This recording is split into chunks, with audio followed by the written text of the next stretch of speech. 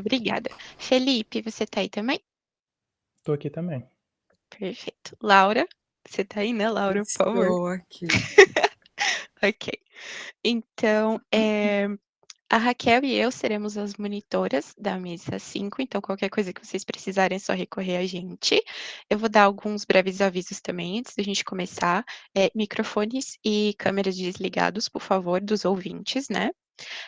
Para a questão das perguntas e respostas, acho que a essa altura está todo mundo meio familiarizado, mas é aqui no cantinho direito inferior da tela, no quarto ícone, atividades, e aí lá tem uma seção de perguntas e respostas, vocês podem mandar tudo por lá, que a gente vai checar.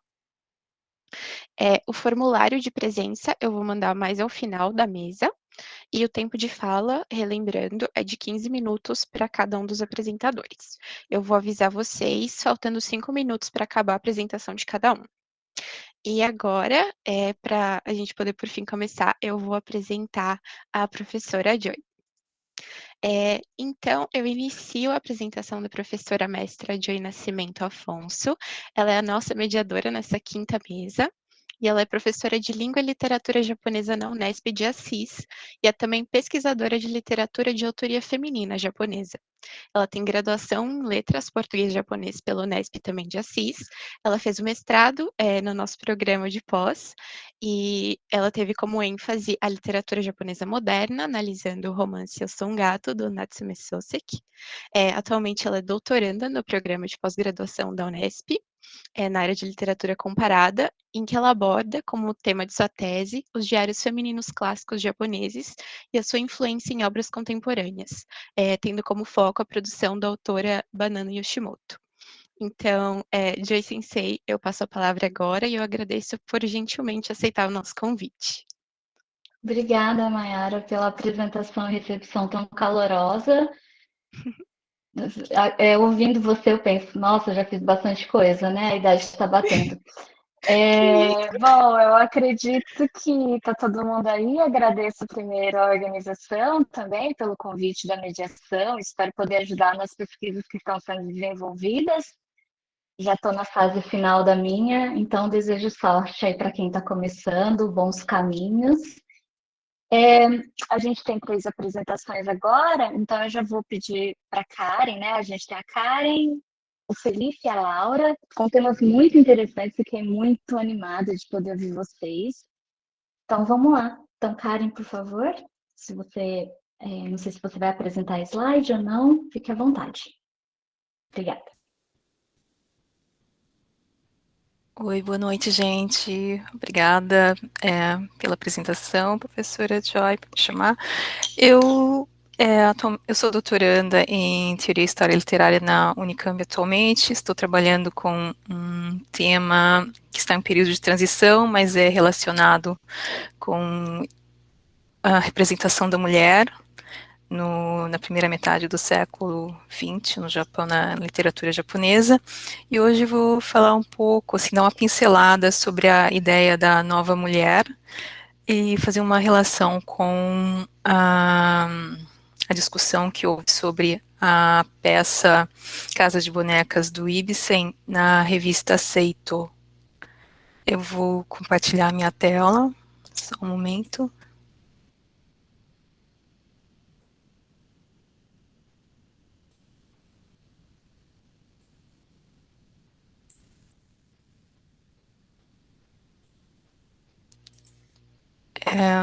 Vocês estão vendo a tela? Sim, sim, Karen, abriu certinho. Obrigada. Obrigada. Então, a peça Casa de Bonecas, né, foi escrita pelo Henrik Ibsen. Ele foi um dramaturgo norueguês, diretor de teatro e é conhecido como precursor do teatro realista, que trata de questões relacionadas à sociedade moderna, principalmente o conflito do indivíduo com a sociedade. A peça ela é dividida em 3 atos. Ela foi representada pela primeira vez em 1879 em Copenhague. Eu vou fazer assim, uma breve descrição assim do enredo. Na peça nós temos a Nora, a esposa do Thorvald, e ela começa com a Nora fazendo os preparativos para o Natal. Ela está contente na casa, o marido já começa chamando de meu passarinho, meu esquilo, dizendo que ela está muito alegre. Ela trata assim como uma criança mesmo. Mas essa vida aparentemente feliz é meio que uma fachada, porque ela esconde um segredo. No passado, logo no início do casamento, a Nora contraiu uma dívida para que o Thorvald pudesse recuperar de uma doença viajando para uma região ao sul. E ela assinou uma nota promissória forjando a assinatura do pai dela. E agora o Thorvald vai se tornar gerente de um banco onde trabalha o Krogstad, que foi a pessoa que fez o empréstimo para ela e que está ameaçado de ser despedido pelo Thorvald devido a um passado meio escroque. E ele pede que ela interceda por ele para não ser despedido. Caso contrário, ele vai revelar o que ela fez no passado, vai entregar, vai mostrar a nota, tudo. E a Nora fica desesperada e não sabe o que fazer, mas no final ela não encontra uma solução e está consciente de que o Thorvald provavelmente não vai ficar contente com o que vai ouvir. O Krogstad deixa uma carta dirigida ao Thorvald que a lê e realmente a chama de criminosa, de mãe desnaturada, e diz que ele agora vai estar envergonhado por isso que ela fez, por esse ato dela. E nesse momento a Nora descobre que ela tem uma posição meio precária nesse relacionamento, que ela não é tratada como uma igual pelo Thorvald. E ela decide que ela vai embora, que ela não sabe nada da vida e no final ela bate a porta, deixa o Thorvald e a família, e a peça acaba assim. Ela foi uma peça assim, considerada revolucionária, por tratar da questão feminina nesse período, e meio até escandalosa. Pouco antes de sair, tem um trecho em que o Thorvald tenta dissuadi-la de ir embora, e falando que ela está negligenciando os deveres sagrados dela. Ela pergunta qual é esse dever. Ele diz que é o dever para com o seu marido e com os filhos, para com os filhos. E ela diz que tem outro dever igualmente sagrado. E ele pergunta: que outro dever sagrado? O dever para comigo mesma. A resposta dele é: você fala como uma criança, você não entende o mundo em que vive. Não, eu não entendo, mas quero resolver isso também. Preciso descobrir quem está certo, o mundo ou eu. Bem, fazendo uma pequena contextualizada no momento que o Japão vivia quando essa peça foi representada, no período Meiji, né, Meiji, todos sabem que foi um momento de modernização do Japão, e que havia movimentos populares para a liberdade e direitos do povo, do qual mulheres também participavam. E antagonizando esses movimentos, também havia uma rejeição a um espelhamento com o Ocidente e uma ênfase na ideologia confucionista que valoriza a estrutura hierárquica e a ordem social. As mulheres, no final dos anos, entre os anos 70, 80 e 90, elas foram excluídas da participação política e submetidas pelo Código Civil ao sistema do IE, no qual elas ocupavam uma posição subalterna e precisavam obedecer ao chefe de família, né? Também havia um fortalecimento da ideologia do Ryosai Kenbo, da boa esposa, mãe sábia, né? E a educação das mulheres geralmente era voltada para essa finalidade. Elas tinham que contribuir para criar e educar os bons cidadãos para o Estado, com seu trabalho no lar, e cuidar dos maridos. O ideal feminino era de modéstia, submissão, frugalidade, trabalho árduo. E, no entanto, mesmo as mulheres que aceitavam essa nova ideologia, elas procuravam promover reformas sociais para beneficiar as mulheres de camadas menos privilegiadas, lutavam pela educação para que houvesse um amparo para as viúvas de guerra, e reformas morais, como o fim da prostituição. E também havia mulheres que se voltavam para o socialismo e lutavam por reformas políticas, por exemplo, como a Fukuda Hideko e mesmo a Kano Suga, sobre quem o Felipe vai falar em seguida. Essas mulheres, elas eram educadas, jovens, geralmente de classe média, não sempre, e eram consideradas precursoras da nova mulher. Elas ainda não eram chamadas de nova mulher nesse período, mas já havia um movimento, poderia ser chamado de feminista, nesse período Meiji, antes mesmo da revista Seito ser criada. O termo se torna comum no Ocidente no final de 1890 e chega ao Japão uma década depois, e elas são chamadas de Atarashiki ou Atarashiona. A nova mulher é um termo que varia de país para país, mas as características comuns são a consciência de si e das distinções entre os sexos, que levam ao questionamento do casamento, sexualidade, fertilidade, etc. E também um sentimento de comunidade que as une, que leva ao estabelecimento de organizações, associações, clubes, escolas, revistas.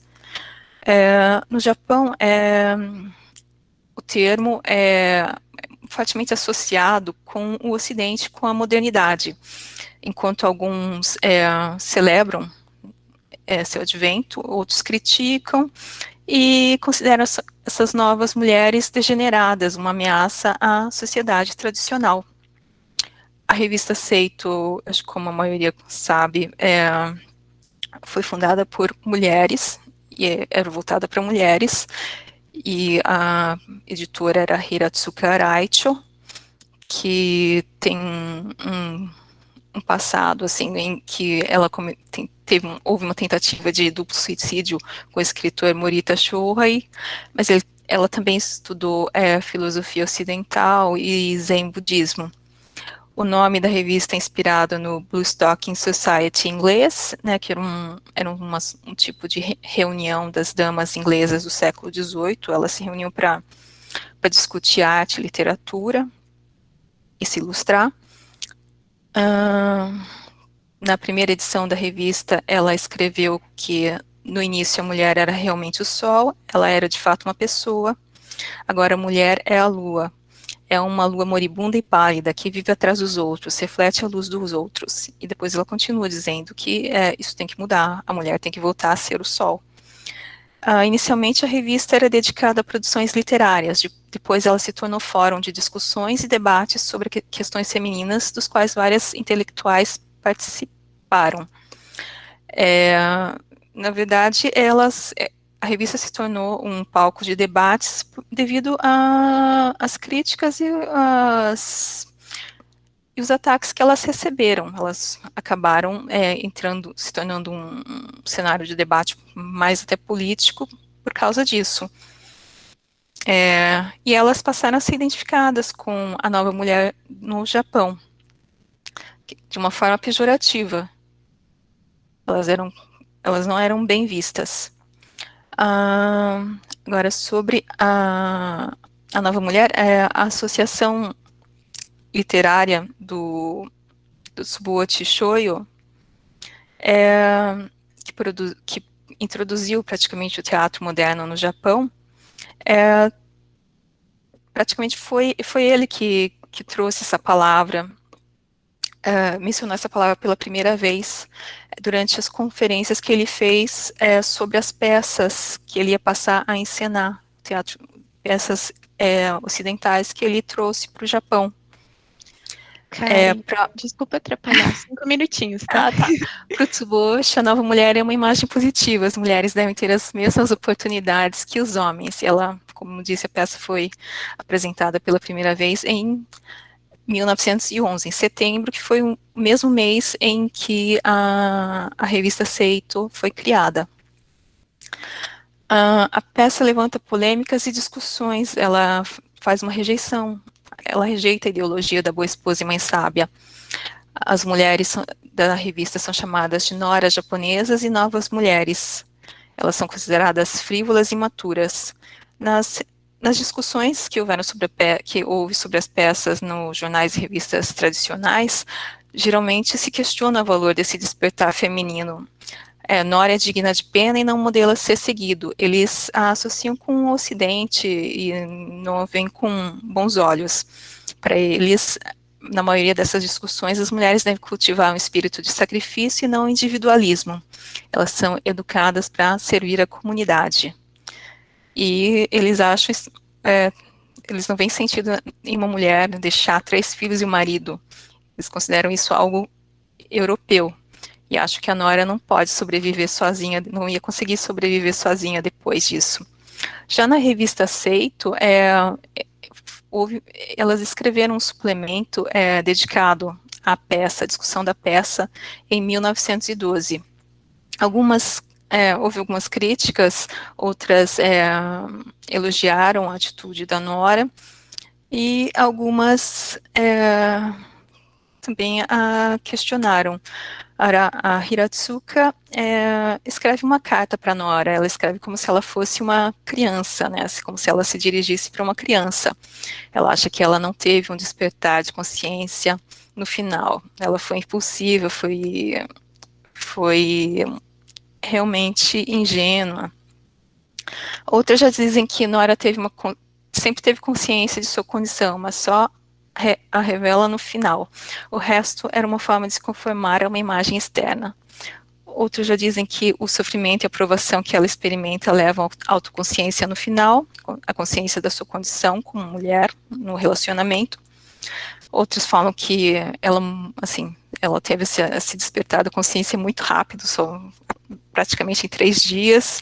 Outros admiram a coragem de Nora de deixar a casa e procurar procurar uma independência e buscar conhecer quem ela é. E a Dina Loy, que escreve um estudo sobre a peça e sobre a revista Seito, diz que houve poucas críticas ao comportamento do marido, do Thorvald Helmer, e que ninguém criticou o fato da Nora não poder assinar uma nota promissória, que era uma condição das mulheres também no Japão, né? Elas não tinham uma personalidade jurídica, não podiam fazer nada sozinhas. E as questões suscitadas pela peça, o que aconteceria com Nora no final? Será que ela estava preparada para sair para o mundo sozinha? E também de que havia necessidade de mudar as instituições, deixar a mentalidade ainda feudal, que mantinha as mulheres submetidas à vontade da família. Também a necessidade de igualdade de gêneros, de mais direitos, e a ideia de casamento devia ser um relacionamento entre 2 seres humanos iguais. Bem, é isso, agradeço a oportunidade e aqui eu deixo as referências. Obrigada, Karen, muito bom. Já estou pensando em várias coisas aqui para a gente discutir no final. Essa peça realmente suscitou muitas coisas, né? Isso é bem interessante, principalmente no momento que o Japão vivia. Bom, agora eu vou convidar o Felipe para falar sobre problemas de recepção e representação de figuras históricas marginalizadas, o caso da representação da figura de Kano Sugaku. Oi, tudo bem? Eu acho que meu vídeo não tá indo. Pode apresentar a si mesmo sem o vídeo, depois eu tento arrumar. Mas parece que ele não tá entrando. A sua apresentação no slide, Felipe? Ah, não, o É vídeo, a isso? imagem mesmo, a câmera, né? Você. Não tem Ah, problema. tudo bem? Tá, Tudo tá bem? bom. Tudo bem, Felipe, tudo bem. Ah, tá. Depois eu tento arrumar aqui, até agora que eu vi que não tava entrando mesmo. O importante Mais é a tua tarde. apresentação, tá ótimo. Tá bom. Tecnologia aí, tudo bem. Então vou começar, tá, gente? Eu vou apresentar aqui a tela.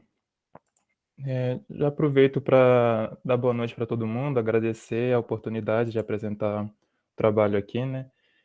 E eu acho que está aparecendo na tela, tá? Tá começando a aparecer, só um É, segundo. Ah, tá. Agora tá. apareceu. Uhum. Ah, tá bom.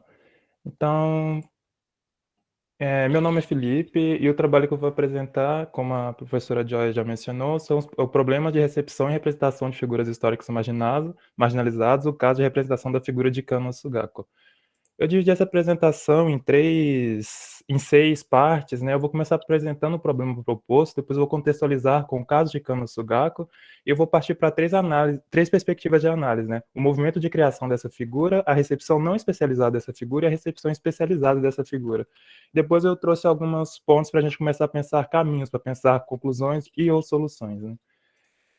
Como eu estou me propondo a falar sobre representações de figuras marginalizadas, esses 2 termos são termos-chave para a gente começar a pensar, né? Aqui, marginal está sendo usado para categorizar as pessoas consideradas desviantes ou que foram colocadas à margem da sociedade de acordo com padrões étnicos, regionais, religiosos, socioeconômicos e ou de gênero e idade.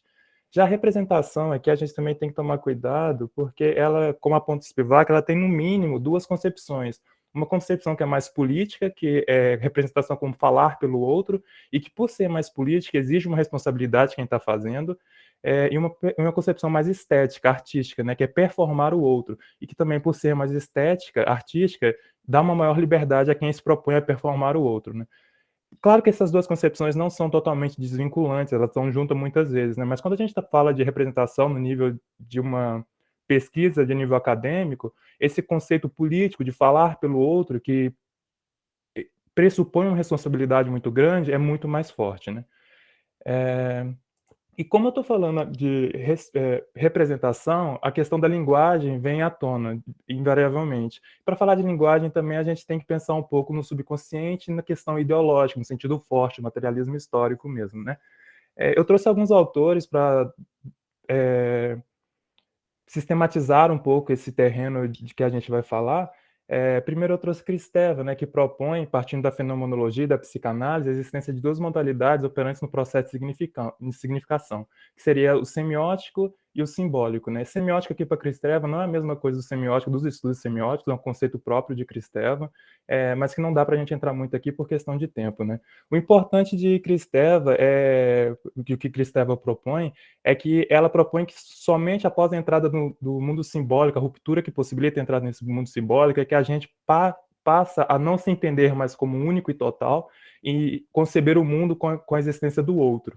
E é essa concepção do outro que permite a gente ter acesso à língua e ter capacidade de convívio social. Dando um passo mais além, Ganetti vai enfatizar que a mulher, quando entra nesse campo do simbólico, quando passa a ter acesso à língua e ao convívio social, ela primeiro não se entende como sujeito e sim se entende primeiro como outro. Então, essa primeira ruptura, para ter acesso à língua e ao convívio social, já seria uma primeira marginalização da mulher. Então, a mulher, desde o nascimento, ela já estaria condicionalizada a essa posição marginal, né? Porque para você ter acesso à língua e ao convívio social, você precisa dessa primeira ruptura, que vai te dar acesso ao mundo simbólico. Essa ruptura é marcadamente ideológica. Você tem que mergulhar na ideologia de determinado tempo e local para conseguir ter um convívio social e acesso àquela língua. Indo um pouco mais além, esse grande grupo de marginalizados também não é homogêneo, né? Tem diversas diferenças ali dentro, e Spivak lembra que a mulher subalterna, e aqui a gente está chamando de marginalizada, se encontra duplamente na obscuriedade, né? A primeira seria esse nível mais macro de acesso à língua, né? Esse primeiro acesso à língua, que seria essa ideologia grande patriarcal, e a segunda teria um nível mais micro. Spivak fala do caso indiano, então seria o imperialismo britânico, né? Mas aqui com qualquer estrutura de poder que coloque a existência numa posição marginalizada, né? Então toda mulher marginal, ela se encontra no mínimo duplamente na obscuriedade, né? Ela está no mínimo colocada numa posição marginalizada 2 vezes. Diante disso, né, a pergunta que fica é que Spivak mesmo faz, né? É possível conceber a fala desse marginalizado? E a gente tem que pensar que fala é um processo dialógico, precisa de alguém que escute a sua fala para a fala realmente se concretizar. Então, a pergunta talvez central seja que é possível conceber a escuta atenta da fala desse marginalizado? Por tudo que vi até aqui, parece que não. Parece o opressor, a pessoa que coloca outra existência no marginalização, o colonizador não está disposto a escutar o que o marginal tem a falar. Então, diante disso, qual que é a importância da gente questionar o lugar, o modo, o tom com que se faz essa representação dessas figuras, né? Como contextualização, eu trouxe o caso de Kano Sugako, né? Que a Karen citou anteriormente também. É o que eu vou passar bem rapidinho mesmo, só na biografia dela, para entrar na análise mesmo, mas Kano Sugako, ela foi uma ativista da causa feminina do movimento anárquico japonês. Anteriormente, ela também se debruçou sobre questões caras ao comunismo, e por um longo período também foi simpatizando do movimento cristão no Japão. E o movimento cristão no Japão é um tanto diferente do que era entendido na Europa, né? Mas também é uma conversa para outro momento, né? De qualquer forma, em 1908, ela é presa por 2 meses devido à participação no incidente de Bandeira Vermelha, a Carrata de Ken.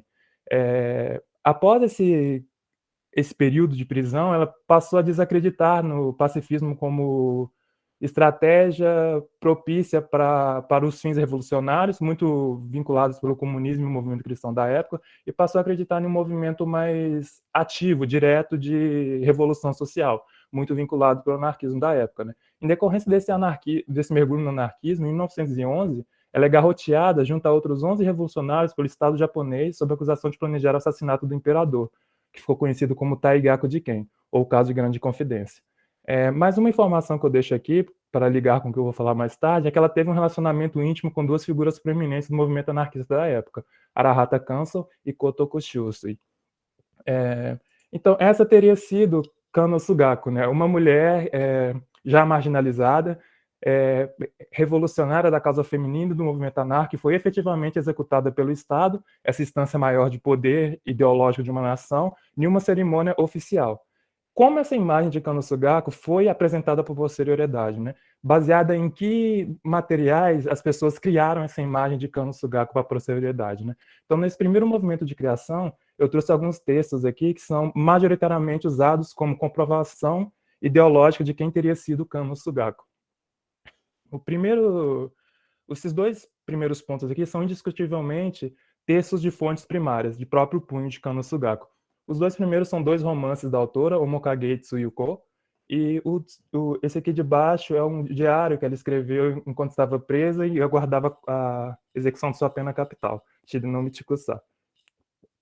O outro texto, aqui esse terceiro aqui, eu fico receoso de deixar como fonte primária ou não, e isso não é só eu, diversos estudiosos também, que são os autos do julgamento interrogatório de Kano. Porque esse julgamento que acabou dando na morte dela não foi, como ficou comprovado posteriormente, um julgamento justo. Ele ocorreu nas margens da lei e, como ficou provado depois, o veredito foi, no mínimo, desproporcional ao que teria acontecido. E ficou comprovado mais tarde que teve caso de torturas, a oposição que as pessoas foram deixadas para obter informação também ocorreram tudo na margem da lei. Então, tratar esse texto aqui como fonte primária também é um tanto complicado, apesar de ser um texto muito importante quando a gente pensa de quem teria sido essa figura de Kano Sugako, né? E, finalmente, o terceiro texto mais usado como confirmação da biografia de Kano Sugako é a autobiografia de Arahata Kanso. Arahata Kanso foi aquele ex-companheiro de Kano Sugako que eu comentei anteriormente, né? Quando Kano Sugako termina um relacionamento com ele e passa a ter um relacionamento com Kotoko Shusui, Arahata Kanso nutre um remorso e um rancor muito grande por Kano Sugako. E a imagem que Arahata Kanso faz de Kano Sugako na sua autobiografia transparece muito bem esse rancor e esse remorso. Kano Sugako para Arahata Kanso aqui era uma mulher que trocava favores sexuais por favores editoriais, que dormia com qualquer um para conseguir o que queria, que a madrasta teria arquitetado o estupro dela quando nova, por isso ela seria o que seria, que tinha um relacionamento com o meu irmão dela. Então, essa imagem bem vilanesca que Arahata Kanso faz de Kano Sugako nessa autobiografia dele. E esse é um dos textos mais usados como comprovação biográfica de quem teria sido Kano Sugako, né? Partindo Felipe, Oi. Desculpa, 5 minutinhos, tá bom? Ah, tá, tudo bem. Partindo para o segundo momento de análise, né, a gente passa para recepção e representação não especializada. E aqui não especializada eu estou falando no sentido de pessoas que não detêm ou não, o que assim se espera um domínio consciente da episteme ou da ideologia difundida em determinado tempo e grupo de pessoas. Né? O primeiro texto que eu apresento é de Setouchi Harumi, que é uma romancista bem famosa ainda hoje, e o romance é o Toei Koe, que tem Kano Sugaku como personagem principal.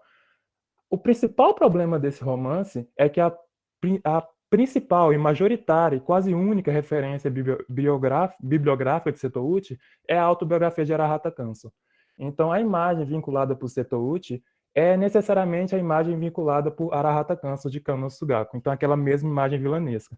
E esse texto, junto com a autobiografia de Arahata Kanso, talvez seja os que mais circulam quando se fala de Kano Sugaku. A imagem de Kano Sugaku está invariavelmente associada a esses dois textos, né?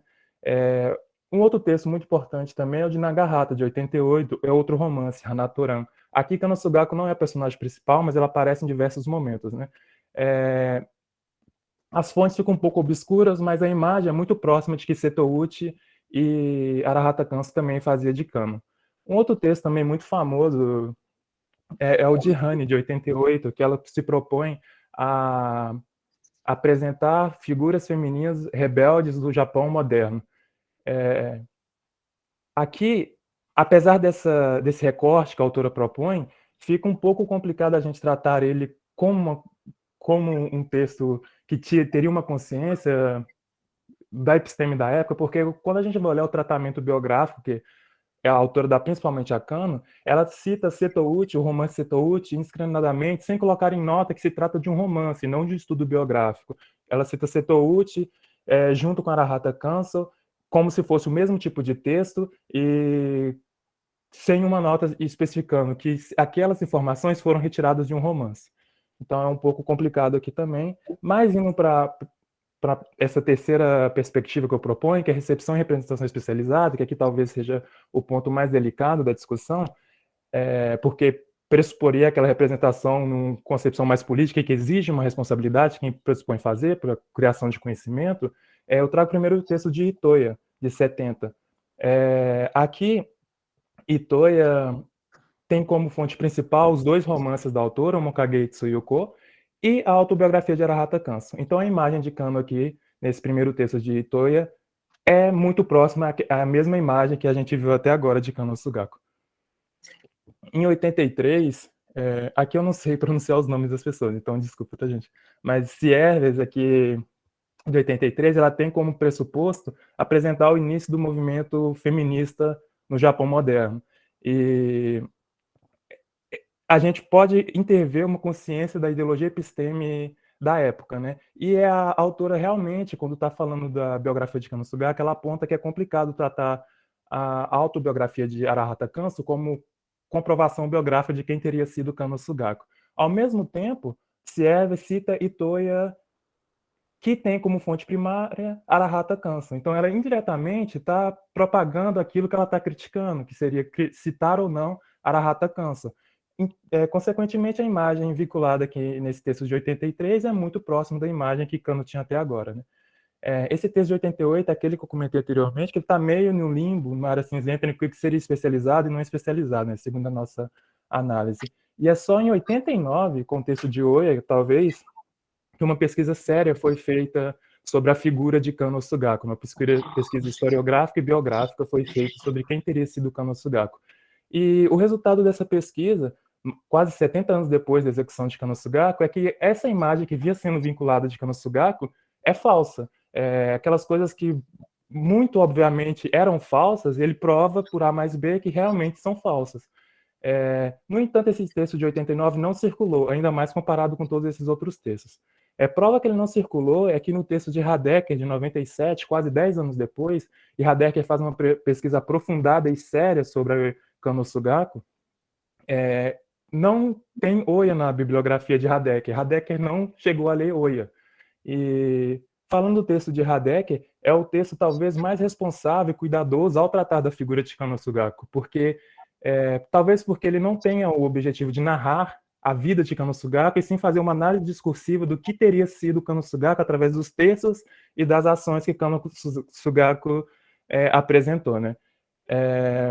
Aqui, esse texto, mas ainda assim, quando ele trata de questões biográficas da autora, ele pontua a todo momento que aquelas informações provavelmente não correspondem à realidade, que são informações tendenciosas vinculadas por pessoas que teriam intenções terceiras. Ela não bate o martelo e fala que são informações falsas porque ela não leu Oya. Oya é quem faz essa afirmação, né? E finalmente Mimoto, em 2016, mais de 100 anos depois da execução de Kano Sugaku, publica esse artigo nesse livro, que faz um compilado muito bonito de quem teria sido Kano Sugaku, a imagem que fizeram dela e como ela é reconhecida hoje em dia, né? Esses 30 anos que antecedem para trás dessa tentativa de renovação de Kano Sugaku nem se compara ao impacto que teve a criação dessa imagem de Kano Sugaku anteriormente, né? Kano Sugaku ainda hoje no imaginário popular é aquela mulher vilanesca de Itoya, de Setouchi e de Arahata Kansa, né? E para terminar, né, voltamos naquela pergunta, né? Qual que é a probabilidade de uma voz marginalizada ser realmente ouvida, de se autorrepresentar? No caso de Kano Sugaku, parece que quase nula, porque apesar de tudo que ela foi, de ela ter sido realmente executada pelo Estado japonês, a instância máxima de poder ideológico, a imagem que fizeram dela posteriormente não corresponde a que ela teria sido. É muito distante do que ela realmente teria sido. Então, né? Então, nesse aspecto, qual que é a importância de atentar para quem almeja dar voz, representar essas figuras marginalizadas? Ou mais importante, como essas representações são feitas, né? Porque essas figuras em posição marginalizadas acabam por gerar, principalmente na sociedade a que pertencem, narrativas ideologicamente tendenciosas. E muitas vezes a gente, pesquisadores, né, que se debruça sobre coisas do Japão, principalmente essas questões não estão em voga, como é o caso de muitas figuras deixadas à margem da sociedade, a gente tem um acesso muito restrito a fontes. E mesmo essas fontes podem já ter passado por esse mesmo filtro de acesso. Então é de extrema importância que a gente nos tornemos aptos a questionar mesmo as fontes mais estabelecidas, de ir atrás de como as pesquisas foram feitas, de como os dados foram catalogados e de que perspectiva aquelas informações foram obtidas, correndo o risco, se não tomado o devido cuidado, de propagar uma representação viciada por processo ideológico de apagamento e falseamento da figura em questão, correndo o risco de reforçar ainda mais a posição marginalizada em que a figura em questão foi, sob o efeito de uma correção ideológica, abandonada. E o que fica, por final mesmo, é o apontamento de Spivak mesmo, né? Que a gente, como pesquisador dessas figuras marginalizadas, a gente tem a responsabilidade ética de, no mínimo, não aprofundar ainda mais o silêncio que essas figuras foram deixadas e ativamente, a todo momento, tentar realmente dar voz para essas figuras se autorrepresentar, correndo o risco de a gente continuar só fazendo mais do mesmo, enquanto pensa estar fazendo algo diferente, com essas figuras já tão fragilizadas pelo tempo, né? E por esses processos estruturais de opressão. Era mais ou menos isso. Aqui está meu contato, meu nome e algumas referências usadas nessa apresentação. Obrigado, gente. Muito obrigada, Felipe. Muito, muito interessante sua pesquisa. Já tenho umas perguntas para você no chat, se você quiser responder lá escrito. Depois eu tenho outras questões para propor para você também, né? Meu viés é literário, não sei como é o seu, a gente pode conversar sobre isso depois. Uhum. Muito bem, muito obrigada. Eu que agradeço, obrigado. Eu vou chamar agora então a Laura Guimarães, que vai falar sobre reflexões sobre mangá shoujo, boys love e desigualdade de gênero no Japão. Olá, então, deixa eu pegar, deixa eu pegar o PowerPoint aqui.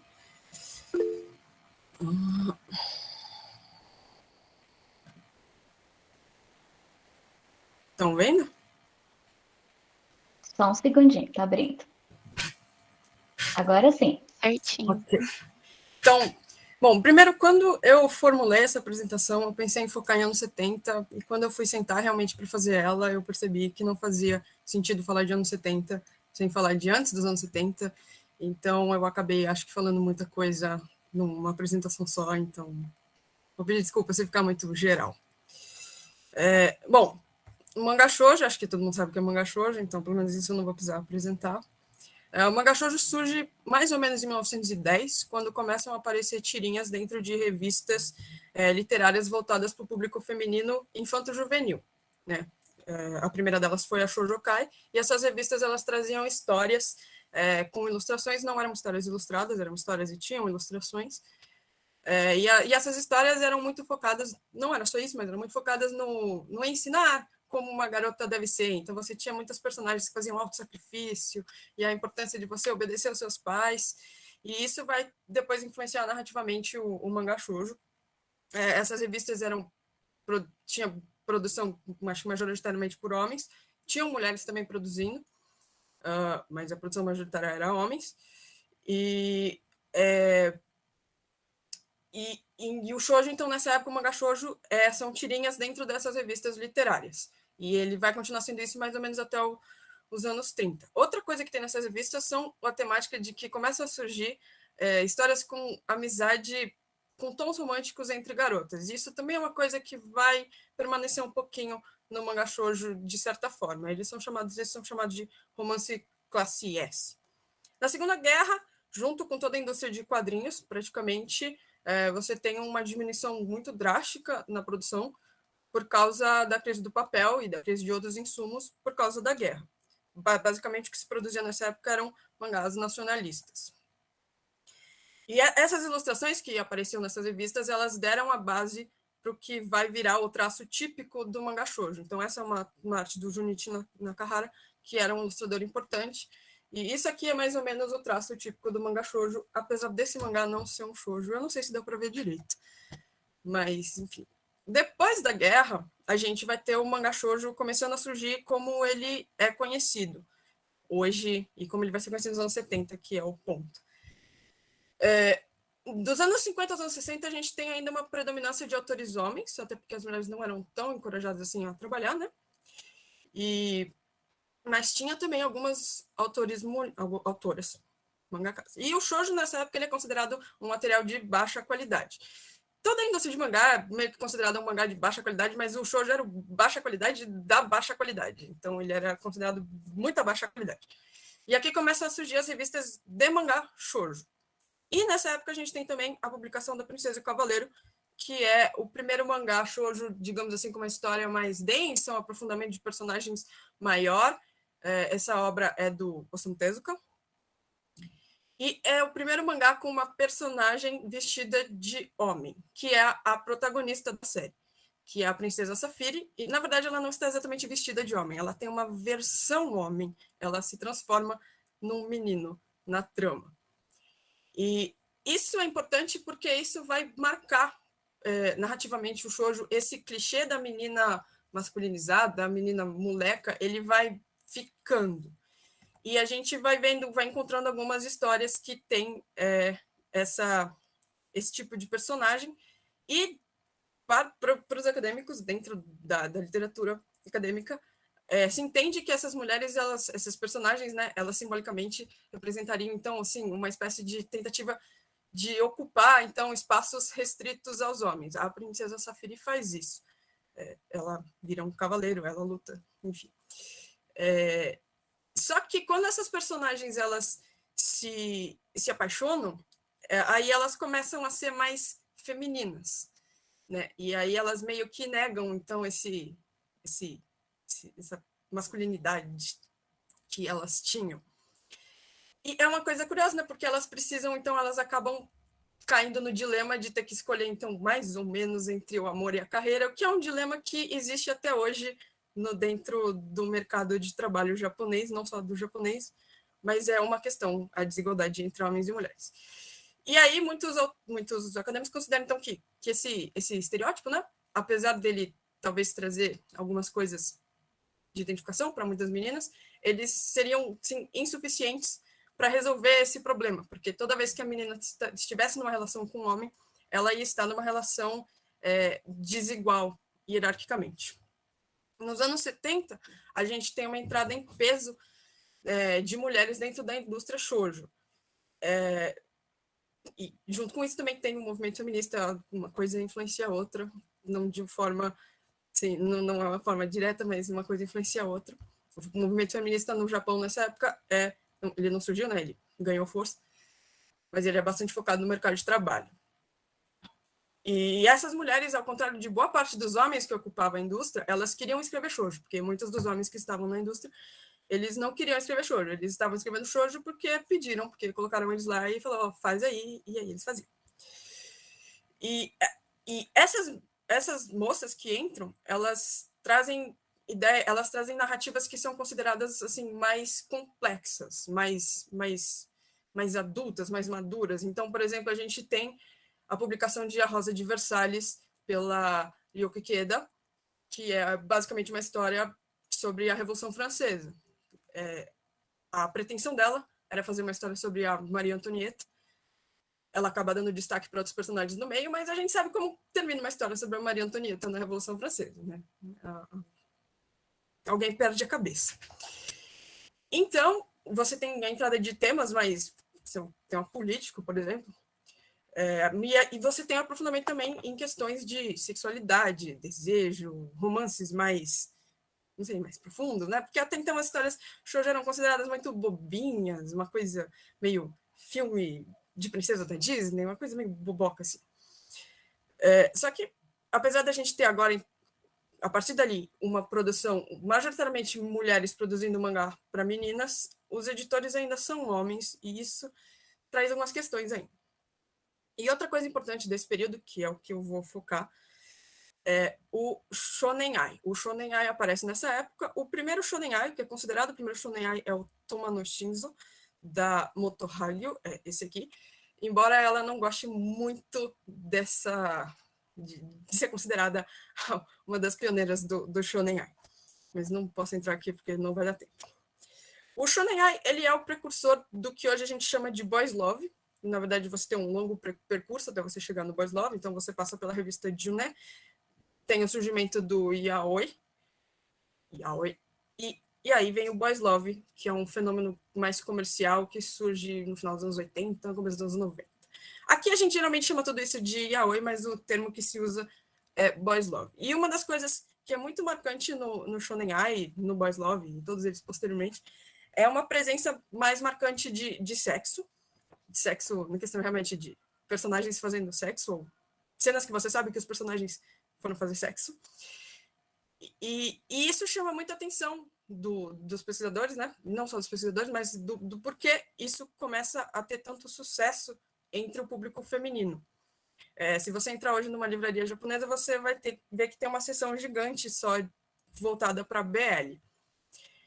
E aí existem várias tentativas de justificar, e obviamente tem várias coisas que entram no meio, mas uma das questões seria que, né, no Boys Love a gente tem, no Shonen Ai, no Boys Love a gente tem dois personagens masculinos, e os personagens masculinos, eles muitas vezes são mais afeminados.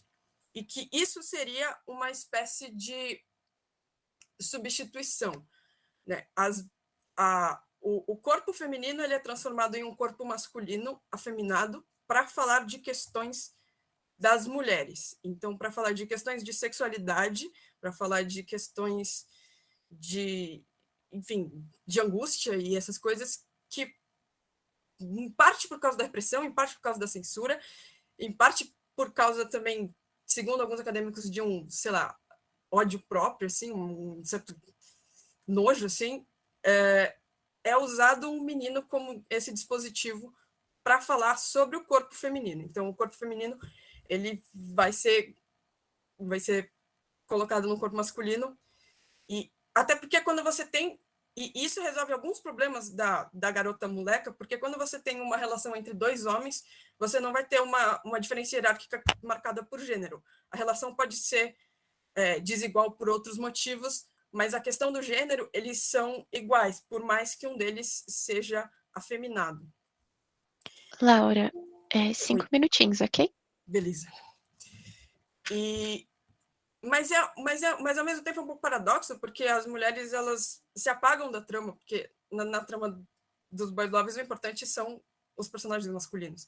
Não que pode ter personagens femininas secundárias, mas elas não são o foco. Então, as mulheres elas se apagam da trama para criar um mundo onde o corpo delas, que não é mais delas, não está sob o olhar objetificante de um homem, para aí poder falar sobre as questões delas. Isso acaba causando alguns problemas com a comunidade LGBT. Hoje já nem tanto, mas nessa época, a gente está falando de anos 70, 80, sim, desses personagens serem muito estereotipados em questões de ativo e passivo, quem é o passivo da relação, quem é o ativo da relação, e isso causou algumas acusações de que elas estavam, sei lá, estereotipando, fetichizando homossexuais, né? Mas é importante dizer que o Shonen Ai não surge como uma pauta para se falar sobre homossexualidade. Ele simplesmente surge. E quem escreve Shonen Ai, obviamente, podem ter autores que estão fazendo isso, mas a priori não é uma pauta como se pede hoje de representatividade. Elas escreviam e elas escreviam. É mais ou menos isso. Mas tem essa questão que permeia, obviamente, hoje já é bastante diferente, né? A gente está falando de uma coisa que funcionava muito tempo atrás, mas ao mesmo tempo que você tem isso, que você tem essa questão de que é um apagamento, mas você também tem algumas liberdades, né? Porque a partir do momento que você vai fazer porque o Shonen Ai, ele vai acabar criando um mundo em que você tem homens performando masculinidade de diversas formas. Inclusive, tem algumas pesquisas que indicam que, inclusive, homens heterossexuais leem Boys Love hoje por causa de personagens que são homens, mas não são a masculinidade padrão. Então, você consegue brincar muito com o gênero, apesar de ser uma brincadeira predominantemente masculina. E, bom, o que eu teria mais ou menos para falar então, seria mais ou menos isso. O Boys Love, ele, segundo as pesquisas, ele está intrinsecamente ligado com a posição da mulher e a repressão que ela sofre. E tem algumas pesquisas também, porque junto com o Boys Love, a gente tem o yaoi, que eu achei que talvez, não sei se vai dar muito tempo de explicar o que é isso, mas o yaoi, ele é um termo utilizado para fanzine. Fanzine que pega personagens de revistas para meninos e coloca eles em situações em que eles estão num romance, geralmente numa cena de sexo. Então, se alguém conhece aqui a Clamp nasceu fazendo fanzine de Jojo e Cavaleiro Zodíaco e Capitão Tsubasa e colocando todos os caras em historinhas em que eles faziam sexo. É basicamente isso. Para não fazer um julgamento moral, a gente chama isso de leitura ortodoxa da série. Então, é uma forma ortodoxa de você interpretar a série. E alguns dados apontam que as séries que têm representações femininas muito ruins, muito conservadoras, muito fracas, elas tendem a ter proporcionalmente mais produção de histórias desse tipo pelas fãs do que as séries que são, digamos assim, mais igualitárias. Então, isso realmente indica que o consumo ou a produção desse tipo de coisa tem alguma relação bem intrínseca assim, com a posição da mulher dentro da sociedade japonesa. E talvez não só japonesa, porque hoje muita gente, em muito lugar do mundo, também lê isso. E é mais ou menos isso que eu tinha para falar. Obrigada. Muito obrigada, Laura. Muito interessante. Muito importante a gente pensar sobre essas questões do gênero que a gente está vivendo hoje na atualidade, né? Seja no Japão, seja no Brasil. Fico feliz que as pesquisas dessa noite tenham trazido, principalmente, fora desse âmbito mais comum, e quando eu digo âmbito mais comum, às vezes os mesmos escritores, as mesmas obras. Fico feliz por isso. Eu vou começar, então, a falar um pouquinho sobre a questão estrutural um pouco das apresentações de vocês, tá?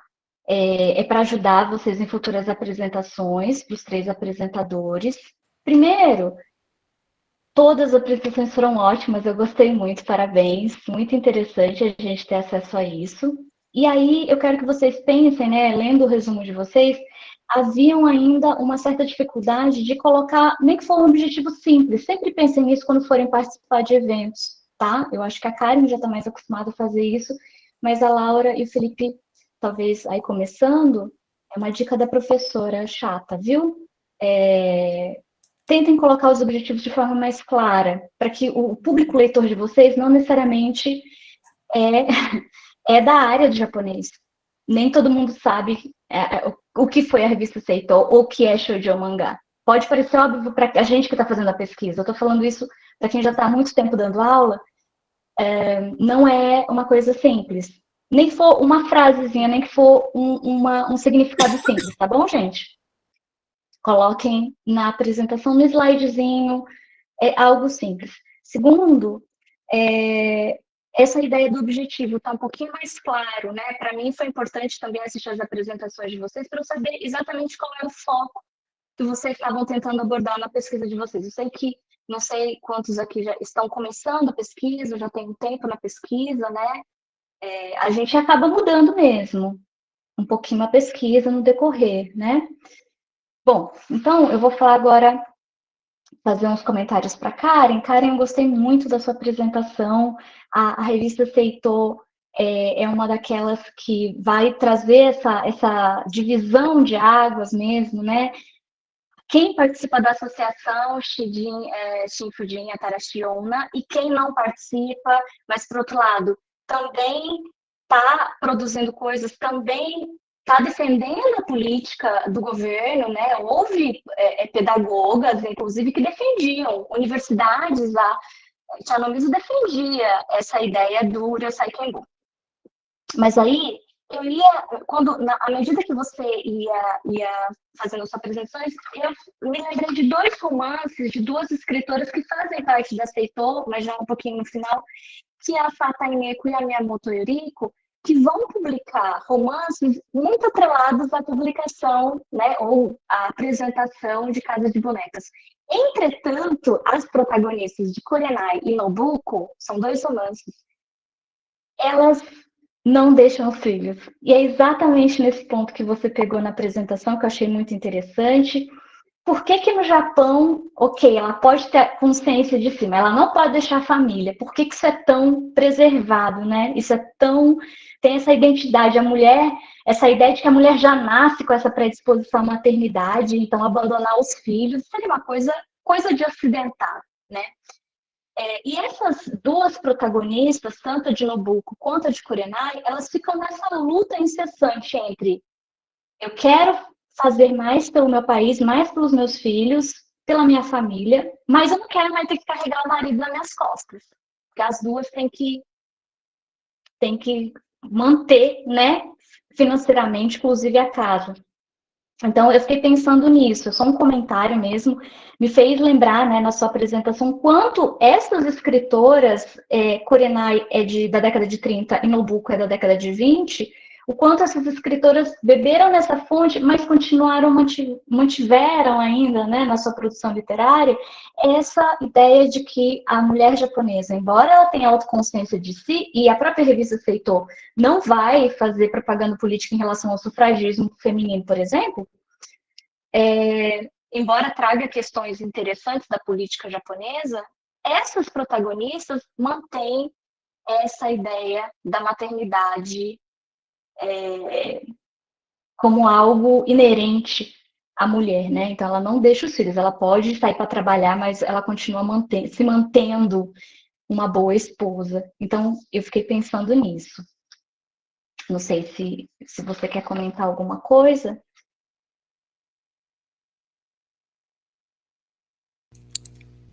Oi, Joy. Agora que você mencionou a Miyamoto,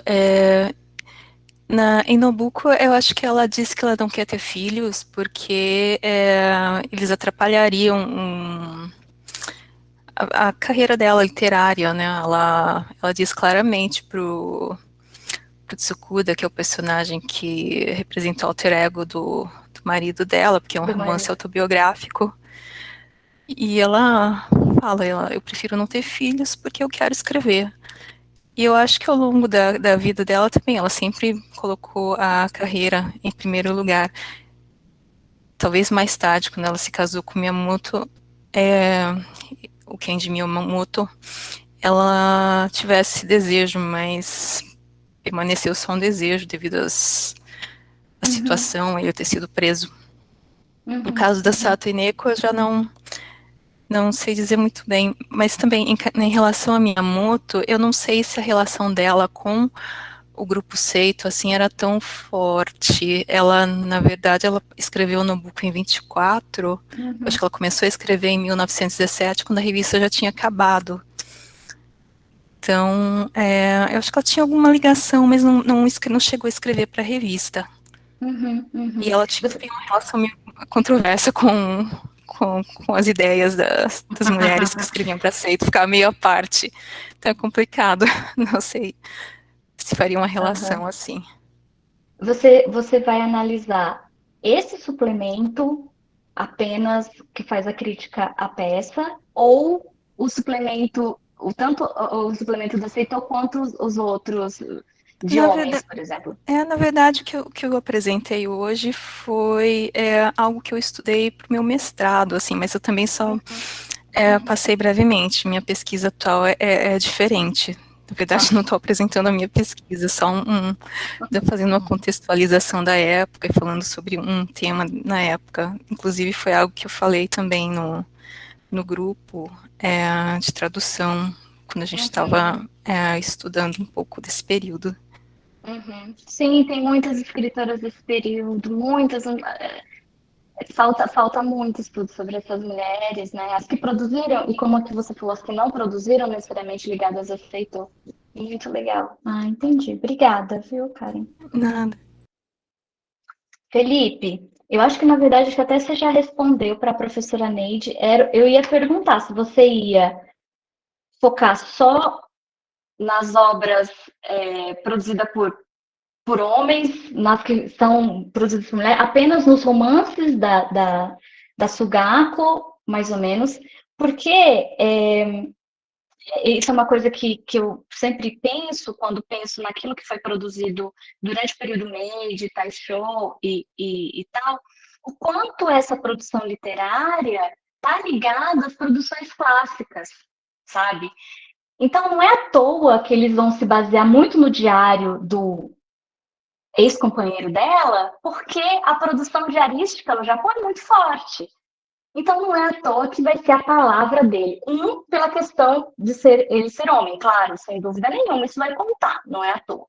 E segundo, por essa produção diarística, porque ele realmente viveu com ela, ele realmente sentiu, ele realmente teve a experiência, né?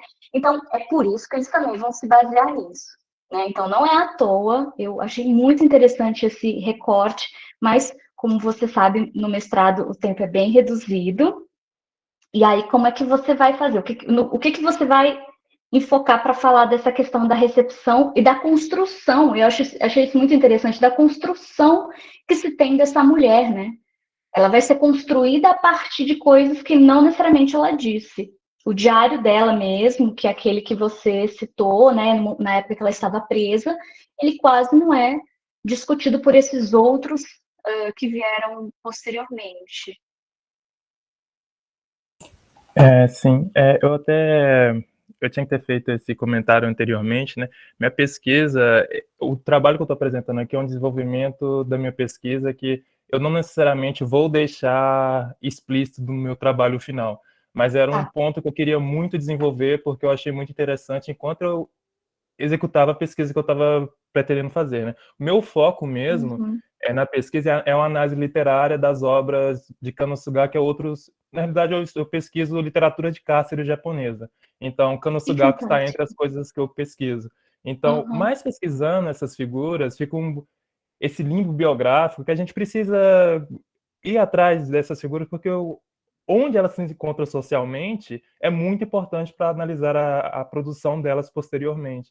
E indo atrás dessas informações biográficas, fica muito com esse sentimento amargo na boca de encontrar esses textos muito irresponsáveis ao tratar essas figuras e que acabam sustentando essas imagens até hoje de quem ela não teria sido realmente, né? Vinculada por essa imagem de uma autobiografia, por exemplo, do ex-companheiro dela, né, Arahata Kanso, que circulou muito, tem essa tradição do diário, né? Igual a professora falou, a literatura japonesa tem muito de tratar romances também, né, nesse teor mais Uhum. autobiográfico. Uhum.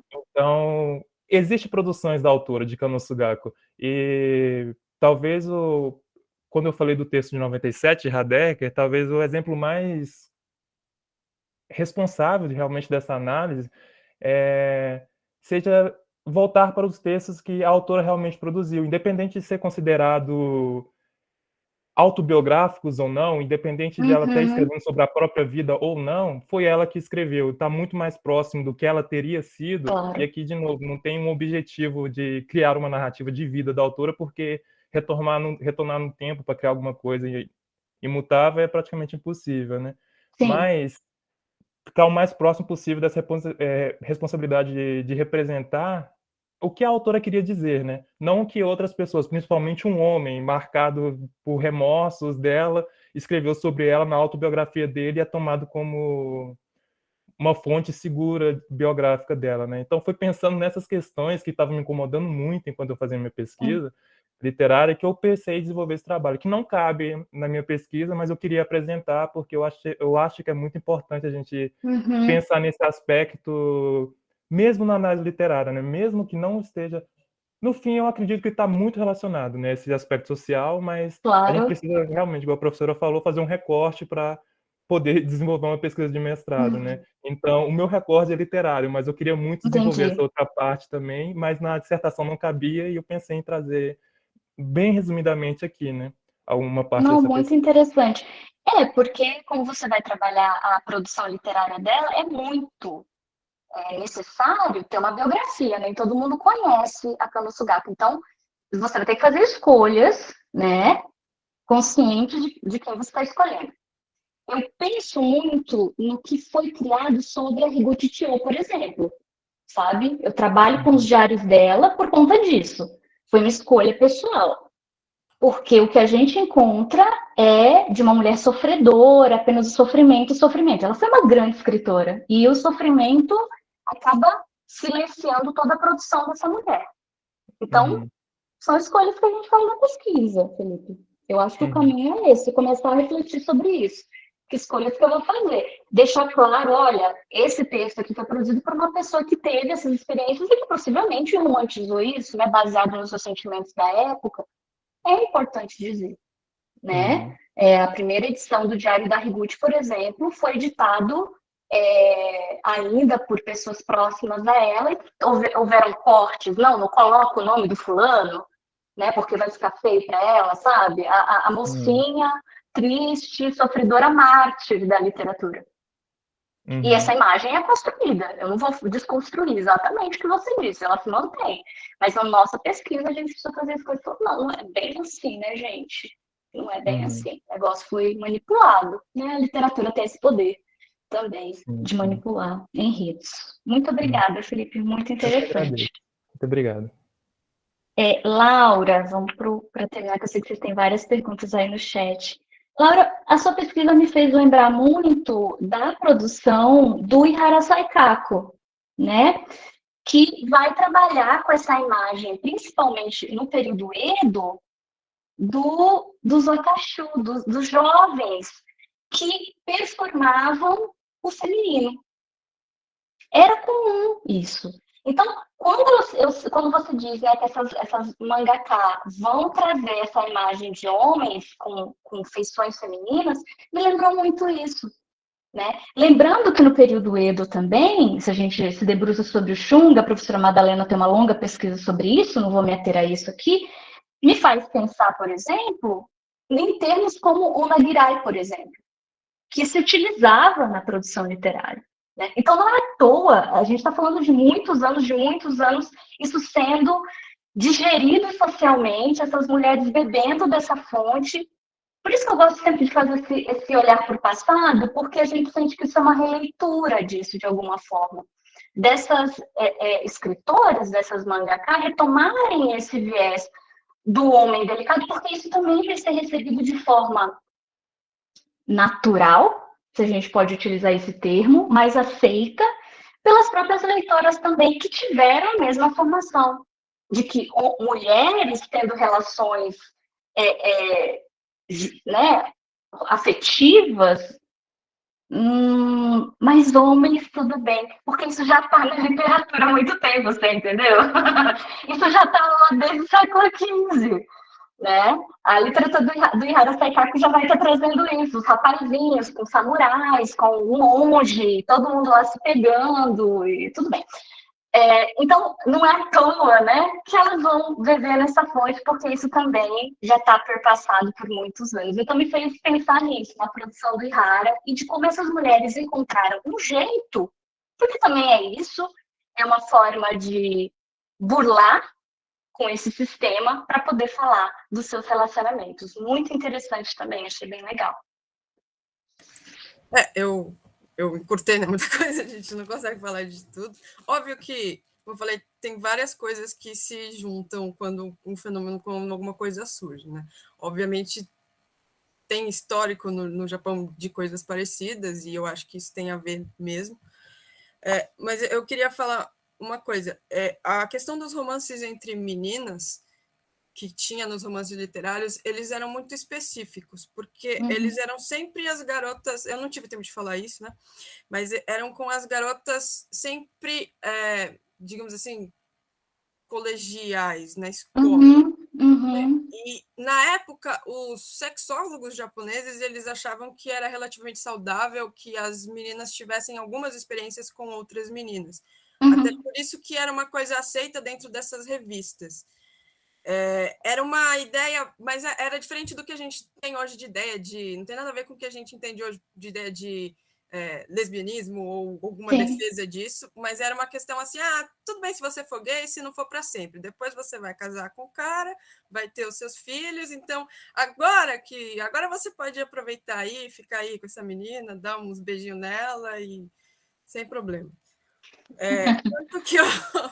Conquanto que mantenha, né, a ideia da maternidade futura. O mangá realmente focado nisso, né? Ele demora bem mais tempo para aparecer. Ele aparece depois do BL aparecer. Então, o mangá Yuri, né, que como a gente chama os mangás com relações homoafetivas entre garotas, eles só vão aparecer, acho que lá para os final dos anos 70, o BL aparece no começo. E eles são bem trágicos nesse começo, eles são histórias horríveis. Uma personagem se suicida, elas se separam, é um negócio assim, bem, bem pesado. E o Boys Love, ele também tem a ver um pouco com a repressão legal, né? Porque, por exemplo, para essas meninas era mais fácil você publicar um Boys Love do que você publicar um Shonen Ai, do que você publicar uma cena de cama com um casal heterossexual. Porque tem uma lei no Japão que proíbe a circulação de material obsceno, né? E o que é material obsceno sempre varia muito socialmente. Então, as editoras, as editoras comerciais, elas são muito reticentes em publicar material que, não tem ninguém publicando isso. Mas como eram dois caras, como eram coisas com dois caras, os editores devem ter pensado, ninguém vai se importar muito com isso, né? E aí elas conseguiam driblar esse sistema, né? De uma forma muito interessante. Bom, acho que... Mas sim, eu concordo, tem a ver com coisas do passado que acho que é uma leitura, assim... Sim, né? Se a gente olha para o Xunga, por exemplo, tem relações homoafetivas também entre mulheres, com vários brinquedinhos, não necessariamente tendo necessidade de um parceiro, por exemplo. E aí, no período médio, com toda a questão do cristianismo, isso vai ser abolido, né? Então, é lógico que vai ficar muito mais visualmente, vamos pensar assim, né? Mais aceitável se colocar só os dois rapazinhos, porém com traços andrógenos ou femininos, né? Faz muito sentido. Parabéns pela pesquisa. É isso, gente. Muito obrigada. Eu acredito que tem perguntas no chat para vocês. Não sei se a Mayara vai querer fazer as perguntas ou eles já responderam. Joy Sensei, eu acho que, na verdade, eles já estavam respondendo no próprio chat. Então, se ninguém quiser colocar mais nada, se quiserem, fiquem à vontade, porque a gente ainda tem 5 minutinhos, mas caso não, eu já deixo aqui meu imenso agradecimento a Joy Sensei pela presença, por mediar essa mesa, enfim, por fazer ótimos apontamentos. E também, aos pesquisadores, né, que apresentaram agora, a Karen, o Felipe e a Laura, assim como todos que apresentaram ao longo do dia. E claro, ao público, né, que se manteve firme e forte com a gente até agora. Então, muito obrigada a todos vocês. E eu passo então a palavra para a Lika Sensei, para ela poder fazer uma fala de encerramento. Novamente, muito obrigada.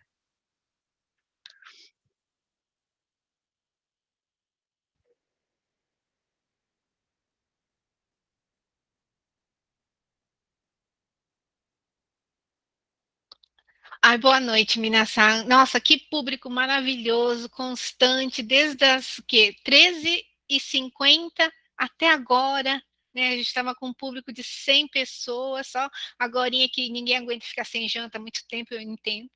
Alguns saíram só agora no finalzinho, mas eu agradeço muito a todos que apresentaram, ao pessoal da mediação, que foi bárbaro, muito importante esse momento de observações, um olhar de fora para os pesquisadores, isso é muito importante.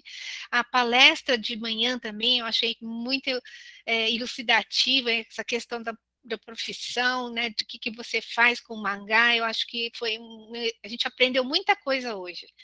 E eu queria aproveitar o momento para convidá-los, né, para amanhã nós vamos ter o segundo dia, quem puder entrar uns 5 minutos, 10 minutinhos antes, porque a gente vai passar antes das 2 horas, um videozinho assim de um PPT, né, que vocês, para quem está aqui desde as 2, sabe, dos nossos mestrandos do programa. Então, a gente vai ficar passando até às 14 horas. Quem quiser conhecer, né, quem faz parte desse programa, a pesquisa, os orientadores, entre um pouquinho antes, que aí a gente vai estar passando essas informações e o cronograma do dia. Então, boa noite a todos, muito obrigada pela presença e vamos jantar e o Yasmina sai para todos. Muito obrigada.